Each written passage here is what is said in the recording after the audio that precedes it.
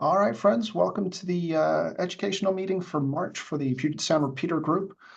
Thrilled to have Carl K9LA with us today. Carl, if I'm believing your website, you've been a ham for over 60 years, and you have Yes. spent over 40 years as an RF engineer. So Yes. I think if anyone knows what they're talking about, it's probably Carl. And the more I learn, the more I find out I don't know. That's always how it goes. Yep. Well, we're thrilled to have you here today. Carl, you're going to talk to us about solar weather and propagation. I'll Yep. just hand it over to you. Thank you. Okay. Thanks a lot, Gwen. Sorry for the last time we had our power outage and that screwed up everything. So I'm glad to be here today. So let me share my screen if I can. Yeah, it looks like I can. Yeah, I made you a co-host, Carl. Okay, thanks.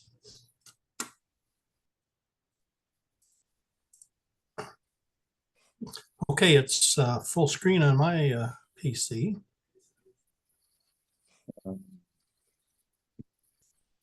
I see a black screen that says Carl K9LA has started screen sharing, but there's nothing else other than that. You ought to. There it is. Yeah. It's a long way for those electrons to go. You're all good now. Yeah, finally made it my way. Yeah, that's right. Okay, well, good afternoon to everyone. I'm Carl, K9LA, in Fort Wayne, Indiana. It's up in the northeast corner of the state, close to Michigan and Ohio.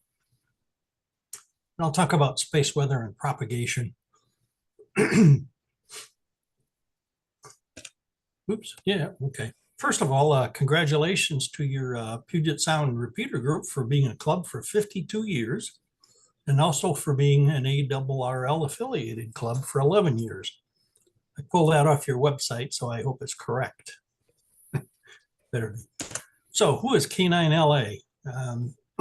As Quentin mentioned, I was first licensed in October 61. That's when I got my novice license. And I'm a double E out of Purdue University. And I've been an RF design engineer for Motorola and then Magnavox Raytheon. When we moved back north here to Fort Wayne, I ended up at Magnavox, which turned into Hughes Defense, which turned into Raytheon, so whatever. And I retired in 2013. My wife is Vicky, AE9YL. That's helpful if your wife is a ham, that's for sure. And I enjoy various things in ham radio. There's so many different facets that I could get into, but basically operating, I like to DX, I like casual contesting nowadays, and also traffic handling. I love to play with antennas. We're in a rural area, no restrictions on anything, so that helps. And like I mentioned, I like to try to better understand propagation. And the more I learn, the more I find out I don't know. So, oh well, that's the way it goes. And I really enjoy repairing and using vintage rigs. That's my novice rig. That's a National NC60 receiver. And on the right is a Heathkit DX35. There's the Heathkit VFO in the middle when I got my general. I still had my, still use my novice station. So I still have several rigs in queue for getting repaired, and I'll get to them one of these days. Okay. So here's what we're going to cover. We're going to look at the previous 24 solar cycles, the latest data on cycle 25, which is the one we're in right now, and what to expect during the next year or so for 2 meters, 6 meters, and HF, which also includes 160 meters. And I'll talk about space weather and propagation. So let's start looking at all previous 24 solar cycles. Excuse me, it's always good to look at history. And what that plot is the maximum smooth sunspot number for cycles 1 through 24. Cycle 1 began in 1755.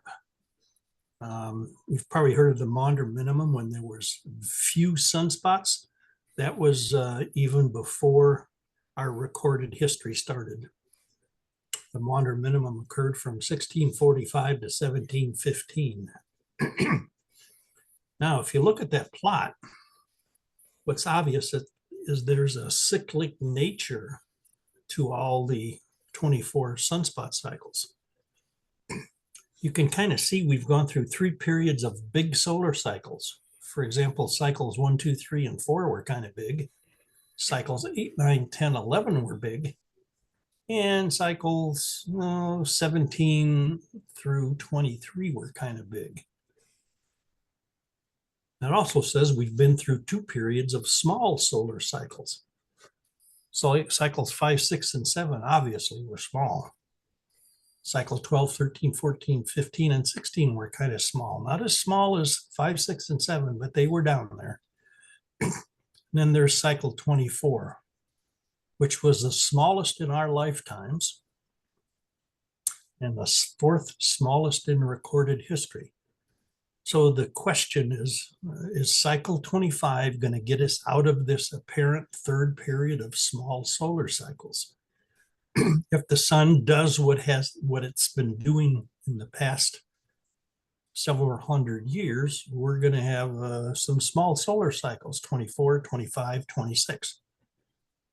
Or if it doesn't, who knows what's going to happen? We'll just have to wait and see. Solar cycle predictions. There were more than 50 predictions for cycle 24, and they range from very low to very high, a small solar cycle to an extremely big solar cycle.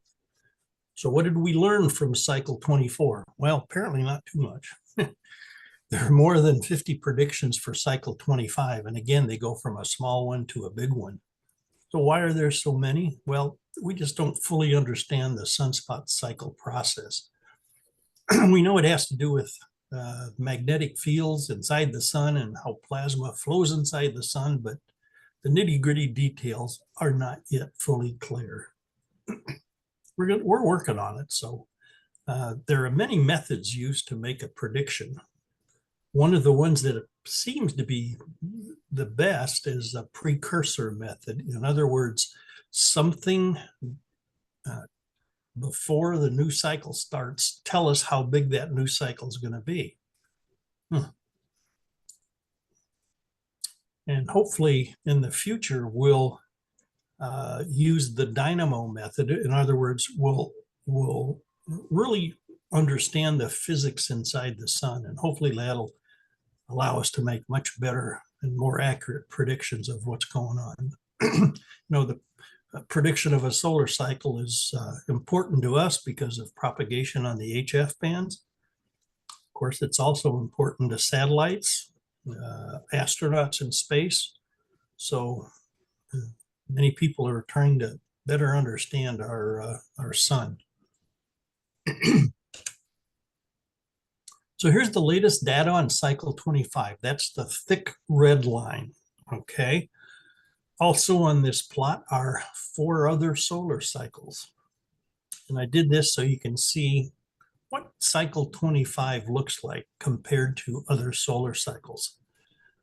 The green cycle is cycle 24. The green curve is cycle 24, which, like I said, was the smallest in our lifetimes, 4th smallest in recorded history. The orange is cycle 23. If you take an average of all 24 cycles, cycle 23 was pretty close to that average. Cycle 21, which peaked in 1979, was moderately big. That was a great solar cycle for 10 meters and 6 meters too. And then the largest in recorded history, cycle 19, maybe you've heard of legendary stories of 10 meters being open around the clock. We didn't have too many 6-meter rigs back then, so if we would have, man, that would have been a lot of fun. And cycle 19 peaked in, I think it was late 57, early 1958. So there's cycle 25. We've got 45 months of smooth sunspot number data on it. And as you can see, cycle 25 did surpass cycle 24. Not by much, though. Will it make it up to an average cycle like cycle 23? Perhaps. But right now, I kind of have my doubts, and we'll take a look at that, I believe, on the next slide. There it is. Is cycle 25 going to have one peak or two peaks? If it has two peaks, maybe it will get up to a cycle 23 or even higher than that. Okay, that plot shows cycle 24 on the left, and the green dots are all the sunspots in the northern and southern solar hemisphere. You can see there were two peaks. Why were there two peaks? Well, the blue and the orange plot tells us why.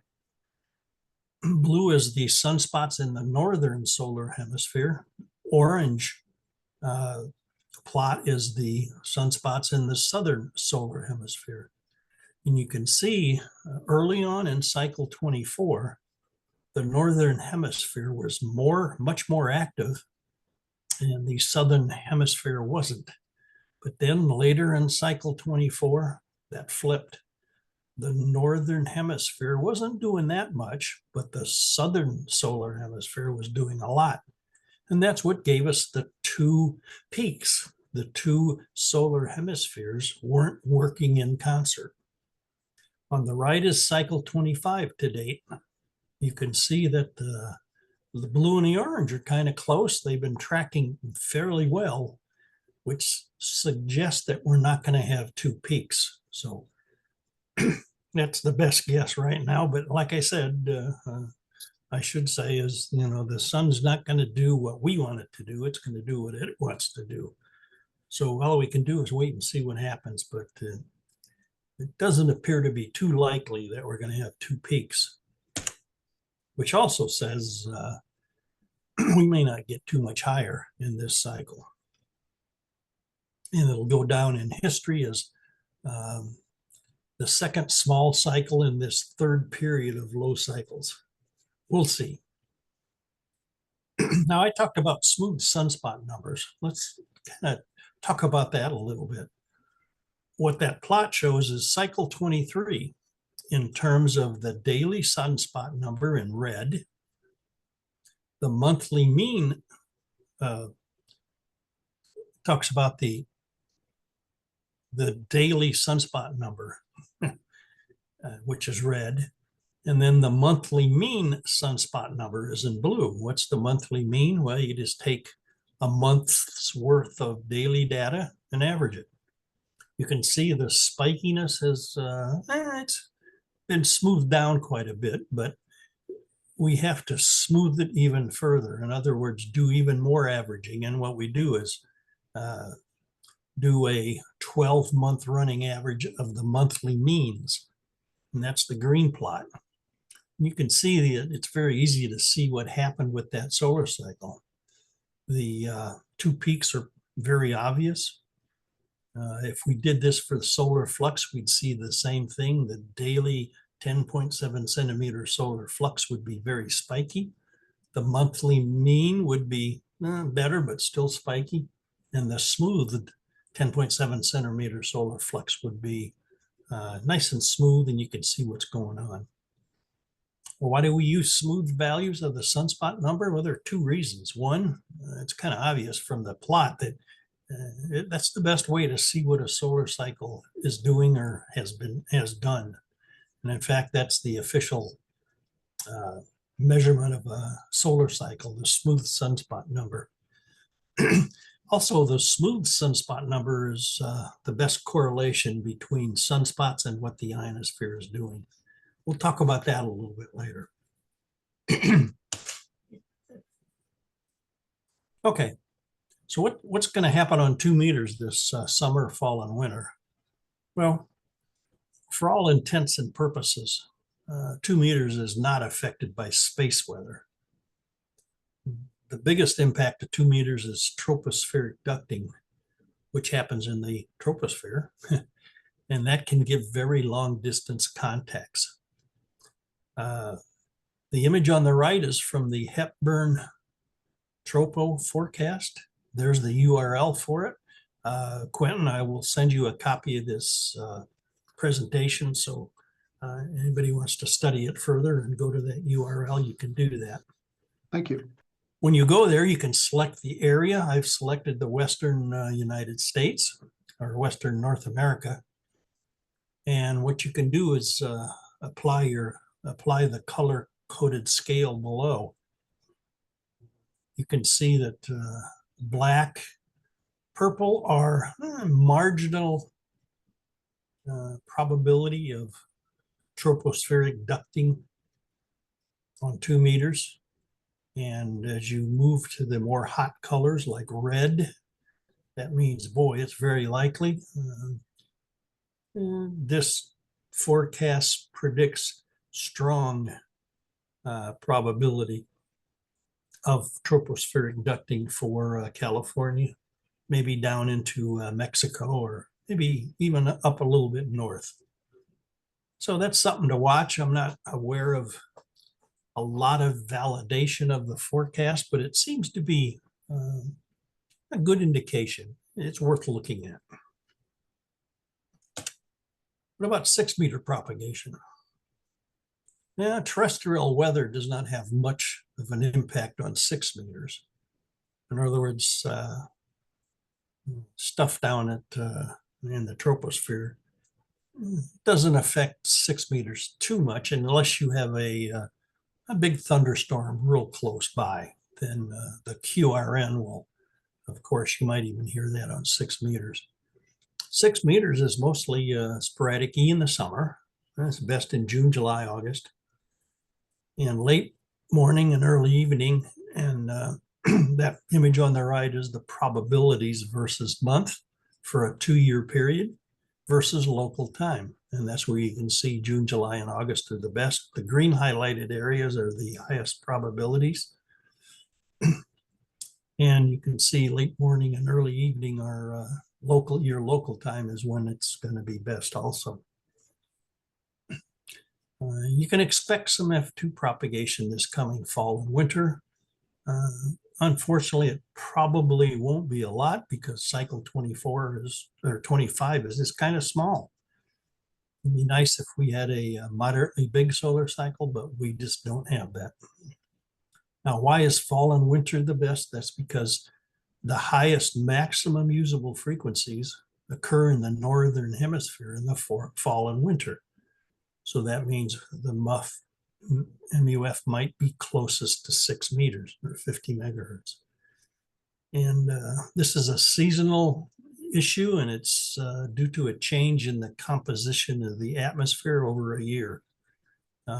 It happens that summer is best for the northern hemisphere, which is June, July, August, whereas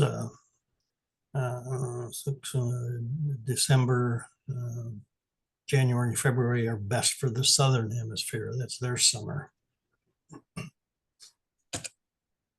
What about HF propagation this summer, fall, and winter? Well, just want to reiterate that the MUFs in the northern hemisphere will decrease this summer, resulting in degraded propagation on 15, 12, and 10 meters.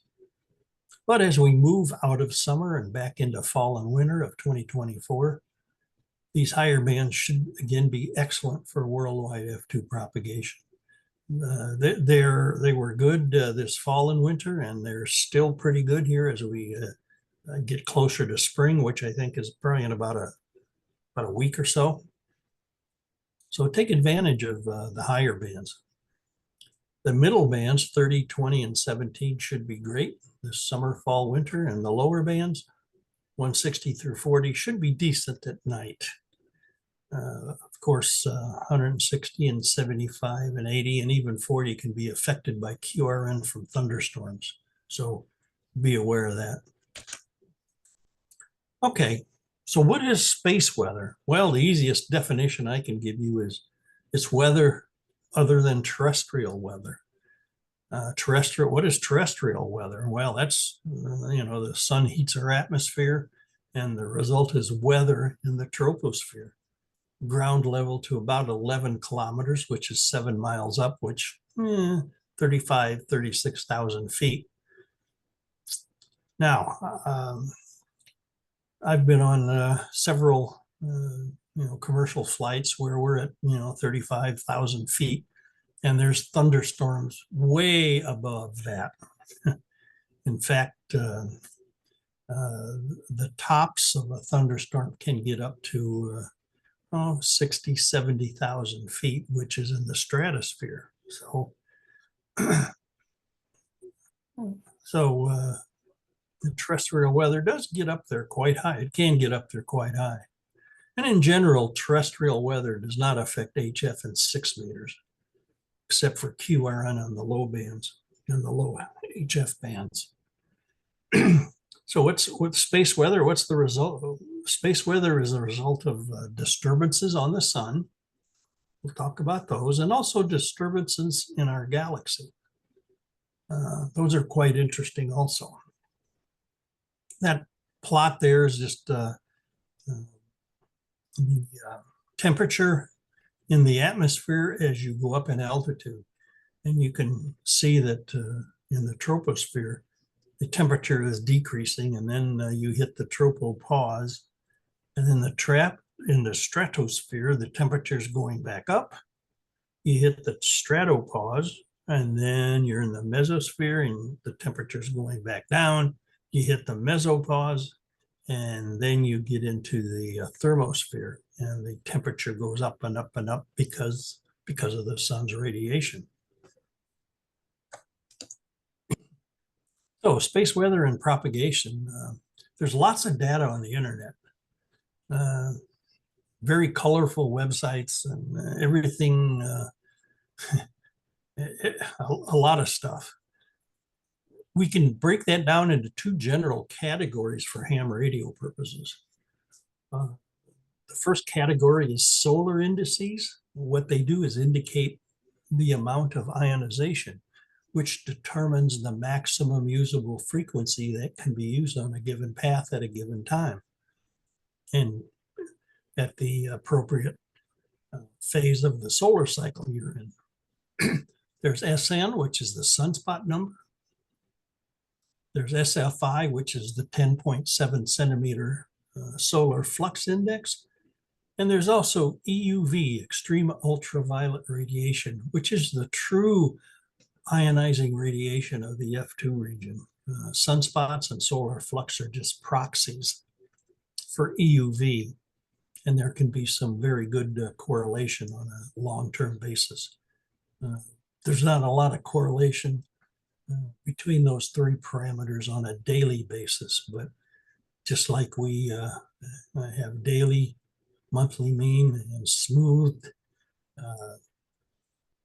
sunspot numbers, if we go through that same process, we'll see that the correlation between those 3 parameters is better and better as we average more and more. The second category is geomagnetic field indices, and that is an indication of a possible degradation in the MUF, the maximum usable frequency. In other words, the F2 region gets all screwed up. There's the K index. It's a 3-hour index, and it tells us basically the activity of the Earth's magnetic field. The A index is longer term. It's a daily index, and it's the average of the 8 K indices. So 8 3-hour K indices gives us the 24-hour A index. E sub Z, that's the component of the interplanetary magnetic field that aligns with the Earth's north-south magnetic field. If you could visualize the planets going around the sun, the planets are in the ecliptic, which is the plane in which they go around the sun. And the BZ component is perpendicular to that plane. And if thinking about it, that B sub Z is, like it says, aligns with the Earth's north-south magnetic field. And that tells us how good the interplanetary magnetic field or the sun's magnetic field is coupling into the Earth's magnetic field. When it couples good, bad things can happen. SW is the solar wind speed, small solar wind speed, or normally it's about 400 kilometers per second, means that things should be okay. And when the solar wind speed gets up to a couple thousand kilometers per second, something happened. It's usually either a coronal mass ejection or a coronal hole, and that can screw up the F2 region. In my humble opinion, most of the time we should just pay attention to the solar flux index, 10.7 centimeter solar flux index, and the K index. And that'll give us a general idea of what's going on, mostly on our HF bands. Now, I talked about disturbances. There are 3 categories of disturbances from the sun. Those are the first 3 bullets. There's a geomagnetic storm, which results in elevated K indices, or can result in elevated K indices. And it's caused by either a coronal mass ejection, CME, or a coronal hole. And what it basically does is decreases the MUF. In other words, if you're on 10 meters and a geomagnetic storm hits, you might not have that path open on 10 meters. You'll have to go down lower in frequency. And it can degrade the F2 region for days. And that's why it's considered to be the worst of those 3 categories of disturbances from the sun. A solar radiation storm that's caused by energetic protons released by a big solar flare, like a high M class or an X class solar flare, causes increased ionospheric absorption in the polar cap. That's the area within the auroral oval. And it results in weaker signals on over the pole paths for a day or 2. Here in the Midwest and the East Coast, our signals to Europe don't go across the polar cap. Unfortunately, you guys on the West Coast have that problem. You kind of go across the polar cap, so you would be impacted most by a solar radiation storm. Then there's a radio blackout that's caused by the short wavelength radiation of a big solar flare. We're talking X-rays. And it causes increased ionospheric absorption on the daylight side of the Earth. And that's going to give us weaker or non-existent signals for an hour or 2. It's dependent on frequency. The higher frequencies are least affected. The lower frequencies are most affected. So if there's a radio blackout, you might want to try you might want to try a higher frequency. Now, the galactic, immensely energetic explosion when a high mass star explodes. And what it does is sends out gamma ray bursts. These are wavelengths shorter than X-ray wavelengths and much more energetic than X-ray wavelengths. And we can see a gamma ray burst if it's pointed at us in the VLF frequencies, down low where, our Navy communicates with the submarines and all that. So it's interesting to think about a gamma ray burst within our galaxy and even from another galaxy. We're talking huge distances. And if we can see that in our ionosphere, that means those are pretty powerful. So, and I've seen comments such that if a gamma ray burst was pointed at us at less than 200 light years away, it could lead to a mass extinction on Earth. So that's just another one of the things that could get us here one day. Okay, for applying the solar flux and the K index, the ones I recommended that you look at, For propagation in the higher bands, 15, 12, and 10, of course, that's going to be best around solar maximum, where there are the most sunspots, which means the most extreme ultraviolet radiation. Excuse me, and we desire long-term solar flux indices greater than 100 and the K index less than or equal to 3. The K index goes from 0 to 9 on a logarithmic scale. So if the K index is less than 3, that means the Earth's magnetic field is not impacted too much. And it also says the F2 region isn't screwed up very much. For propagation on the middle bands, 30, 20, and 17, they're pretty much good throughout a solar cycle. Mostly even at solar minimum. During the daytime, they'll still be good. You still would like the K index to be less than or equal to 3. For propagation on the lower bands, it's best around solar minimum, which means you don't want many sunspots.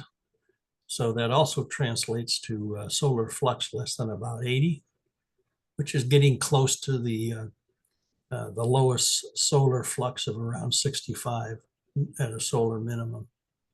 And of course, we'd like the K index to be less than or equal to 3. When do we want the K index to go high? Where if you're a VHF type or UHF type, you want to do aurora propagation, then you desire a K index that's elevated.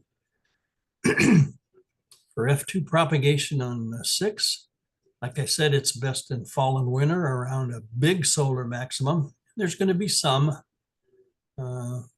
during our maximum here. Hopefully this fall and winter. We did have some last fall and winter, fall of 2023, fall and winter of 2023 and early 2024.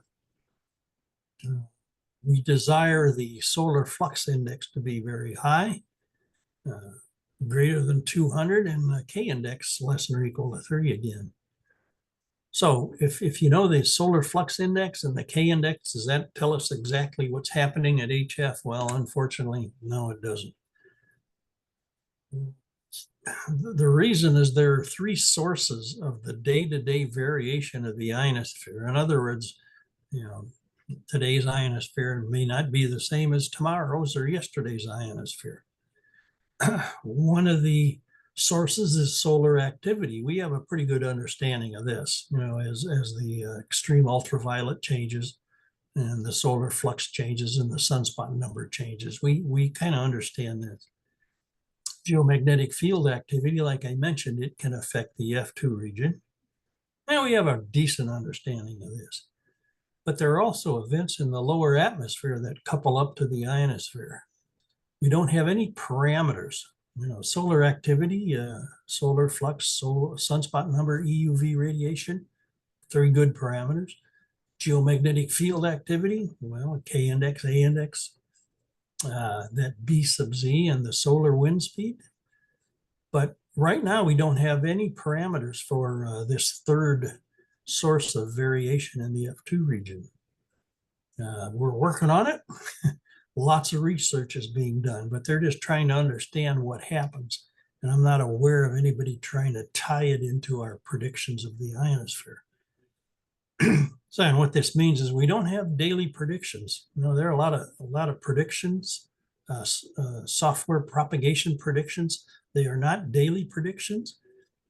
You are supposed to plug in a smooth sunspot number, and you'll get out monthly median MUF and signal strength. Monthly median being, it's a probability. It's a 50% probability. So on any given day during that month, it could be higher or lower. Our understanding of the ionosphere right now is statistical in nature. It's not deterministic, unfortunately. Maybe someday, but right now we don't have that. So if you want to tell what's really going on, the bands, just go to dxmaps.com. You can select a view of the world. You can see the 2 images I have are a world view. You can select a band. The one on the left is 15 meters. The one on the right is 10 meters. And I pulled this about a little bit over an hour ago today. You can see on 15 meters, it was open to Europe, at least from the Midwest and the East Coast, and looked like the West Coast was getting close. On 10 meters, there was lots of good propagation from mostly the Midwest and some Europe, or Midwest and West Coast and East Coast into Europe and South Africa and out in the Pacific also. So what this is if there's a spot on packet cluster and it gets to the dxmaps.com, they'll plot the path, from the two stations that had this QSO, so you can see what's going on in pretty much real time. There's some other methods to do this: WhisperNet, PSK Reporter, the IARU Northern Cal DX Foundation beacons on 2017, 15, 12, and 10 meters. There are 18 of them worldwide. They each transmit for 10 seconds. So 10 seconds times 18 beacons is 3 minutes. So on any given band, 2017, 15, 12, or 10, in a 3-minute period, you can tell where propagation is around the world. There's the reverse beacon network. That's where you can transmit CW or FT8 in a specific format, and then you can go listen to software-defined radios around the world and see where you were heard. That's pretty much real time. And there's some other ways to do this too, but these seem to be the most popular. Here are some propagation references. The ARRL handbook and the ARRL antenna book have propagation chapters. ARRL has a pretty recent new book out, Here to There, Radio Wave Propagation. You have to go to the ARRL store to get it. I don't know, maybe it's available on Amazon, I don't know. Bob, NM7M, he lived up Anacortes. He wrote a nice little book, The Little Pistol's Guide to HF Propagation. It's out of print, but that URL takes you to my website where it's there. It's about a 15 meg file, but that's probably not too much of a problem nowadays. CQ magazine has a shortwave propagation handbook, 4th edition. It was updated in 2021 from 1995, so it needed an update, that's for sure. G0KYA over in England, he has a nice little book, Radio Propagation Explained. There's the URL to buy it from Amazon.com. And of course, my website has lots of stuff on propagation. So here's a summary. If you're looking at that plot of cycle 25 and the other 4 cycles, looks like cycle 25 has leveled off. Now, is that just a pause or will it go higher? Just have to wait and see what happens. Like I mentioned, I don't think we're going to have a second peak, but who knows? If we do have a second peak, that may suggest it's going to get higher. We should expect excellent worldwide propagation on 15, 12, and 10 until summer arrives, and it will pick up again next fall and winter. In other words, in the fall of 2024 and winter of 2024, 2025. All I can say is get on the air and have some fun. Be on the lookout for tropospheric ducting on 2 meters and take advantage of that and have some fun. On 6 meters, sporadic E will be your best shot during the summer months. I do have one example of 6 meter tropospheric ducting, but it doesn't occur that often. So the issue with the tropospheric ducting is the depth of the temperature inversion. It has to be a pretty large temperature inversion versus altitude to get tropospheric ducting on 6 meters. It can happen, but it doesn't appear to happen quite often. And on the higher bands, well, there's a lot going on, and I'm sure you'll have fun, with your whatever license class you have. The techs have 10-meter privileges on phone, so you can take advantage of that. And of course, your general and extra get you a lot more. So Quentin, that's all I had. If there are any questions, I'd be glad to answer them. Thank you so much, Carl. Yep. Any questions for Carl? I'll get us rolling, maybe, Carl. I know you recommend looking at the solar flux index and the K index. Yes. Do you find much value in looking at things that are derived from this, MUF maps or FOF2, that kind of thing? Well, there's a map that I didn't show. It's from KC2G. What he does is downloads ionoson data around the world, and then plots that on a worldwide map. So it tells you, and it's updated about every 15 minutes because that's the cadence of most of the ionosons. So so it's pretty much real time. It tells you what the MUFs are, and all you have to do is eyeball in your path, and you can kind of see what's going on if it's possible. It's a very, very good presentation of what's going on real time. That was KC2G. Yeah, just do a Google on KC2G, and I'm sure MUF map, and I bet you it comes up. Yeah. Yeah. Sure. Yeah. It's very high today over here. Got some 35. Yep. Yep.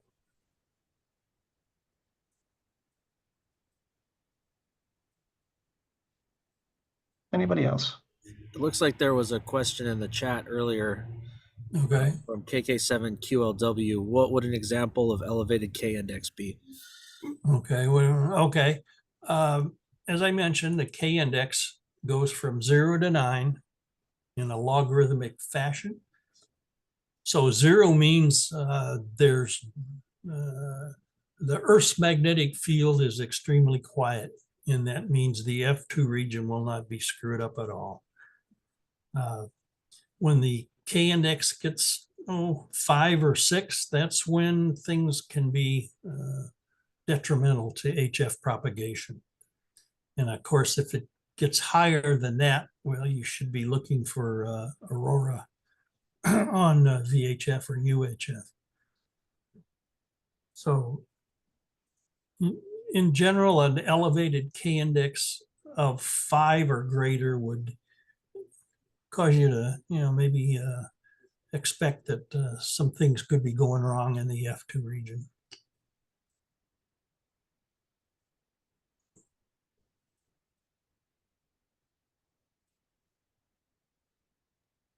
And if it's in the F2 region, it goes wrong. Why is that then going to impact things like 10-meter propagation, which is generally what D layer? The F2 region. Yeah, there are 3 layers. And it's better to call them regions because layer kind of suggests that there's a lot of ionization and there's nothing, and then there's a lot of ionization in the next layer. But there's the D region, which is responsible for ionospheric absorption, which reduces your signal strength during the daytime. The E region, it's there. Its claim is it can block signals from getting up to the F2 region. The F2 region is the highest region, which gives us the longest hop distances. And what happens is when the K index becomes elevated, it can rearrange the ionization in the F2 region. So it can deplete the F region. It can sometimes enhance it a little bit, but in general, it doesn't do good when the K index gets elevated, and it impacts the F2 region, which is the highest, and that gives us that's what gives us propagation on 15, 12, and 10 most of the time. Although sporadic E can get down to 10 meters and also 15 meters. I've worked people on sporadic E on 15. But, you know, the MUF is high because the sunspots are high enough to give us that MUF of around 35 megahertz. And we'll start seeing that decrease as we move into summer. But then it'll come back unless cycle 25 takes a dramatic dip. But I don't think it will.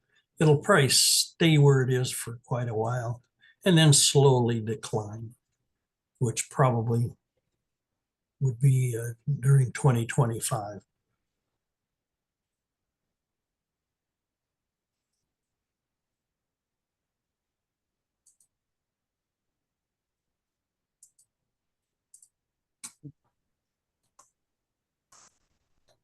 Any other questions for Carl?